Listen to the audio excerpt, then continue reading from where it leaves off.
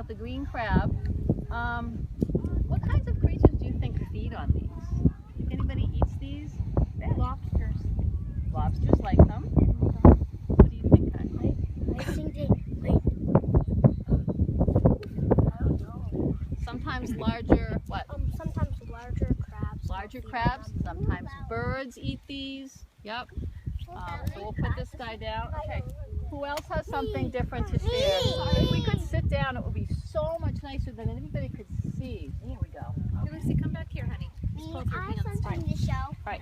So if anybody else has a green crab, we've already shared a green crab, so we're looking for different things to share. Okay. All right. Sit. Lexi, sit down. Let me see who I can Lucy, pick. sit down, honey. She's asking you. Yeah. What do you have?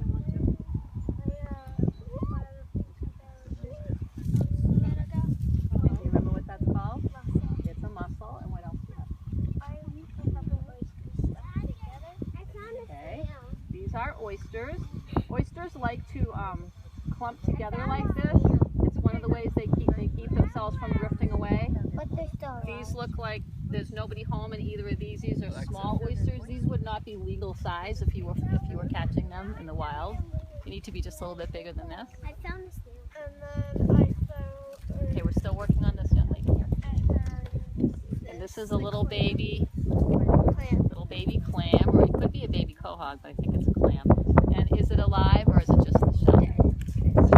Isn't it a beautiful thing, the clam? What's the difference between a quahog and a clam? That's an excellent question. A quahog has a harder shell. It has got some purple like striations on the shell. It's actually related very wampum. Traded that as purplish. They belong to the same family. They're both edible. They're usually larger and have different markings than a regular clam. It's just a regular size. Beautiful. Similar taste? Yeah. Oh yeah.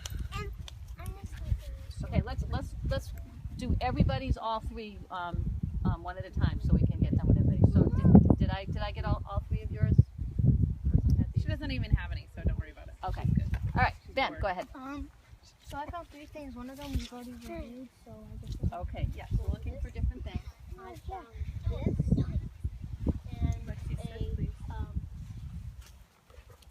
and also I think I found this one. So a piece of cord grass. Good. And what do you think this? A whole oyster or an oyster shell? Yes. How do you know it's an oyster, Ben? Because it has that purple thing right there. And also it's flat. And The third thing? and Oh, and the crab.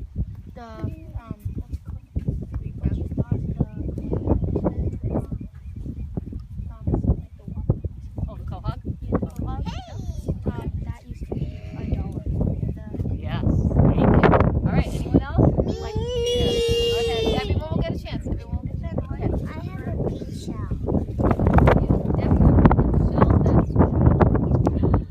I'm not sure what this one is. I think the greenish might just be algae on there. I got two. Oh, can I one? Can I feel it? So I can actually see it. And I got yellow. That's like a lighthouse. Wow, you have a lot That's of a male. Ben, that's a male.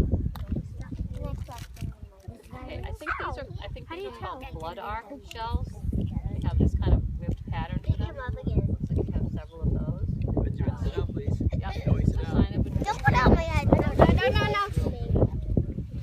Those are pretty good color back here, guys. They are.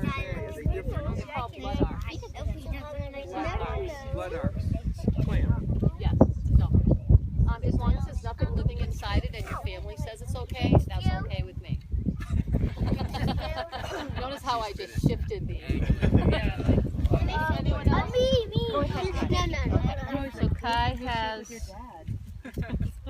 Wow. Kai has a mud snail that has attached to. It looks like a very small. That'd be a tiny little oyster. Hey, Kai, that was Made out of a lot of different ones. Yes. That's a really good That find. is a good find. Because this looks like it's a living creature in here. Wow.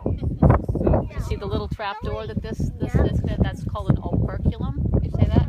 Operculum. Good job. And if you touch it, you'll notice it goes in. It's just like a little hiding place. Yes. Beautiful. Good job. So what's that, a snail? Another A blood snail arc over attached here to, that's full An of oyster, mud. perhaps. Yeah.